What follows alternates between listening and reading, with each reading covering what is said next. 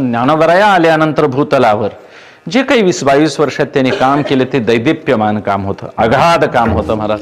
आम्हाला इतर चमत्कार केलेले साधू संत थोर वाटतात, आहेतच, नाही असं नाही, त्यात क्वचित काहीच महाराज शंका नाही तिळ मात्र. पण ज्ञानोबरायांचा ज्ञानेश्वरी सारखा चमत्कार मात्र अजोड आहे. अखिल मानव जातीच्या कल्याणाकरता ज्ञानेश्वरी सारखा ग्रंथ वयाच्या 15व्या वर्षी जो महात्मा लिहितो, जगाकरता अर्पण करतो, प्रसाद म्हणून विश्वाचं कल्याण मागतो निवृत्तीनाथ दादाकडे, याच्या पलीकडे मोठी भूमिका कोणतीही संतांना महाराज वाटत नाही. म्हणून ज्ञानोबरायांनी जी ज्ञानेश्वरी लिहिली हाच मोठा चमत्कार आहे, असं सगळ्या संतांचा एकमुखान म्हणून सगळे संत गौरव करतात. आज ज्ञानोबराय आमच्यासाठी कोण आहे? तो अगाध क्रांतदर्शी पुरुष आहेत.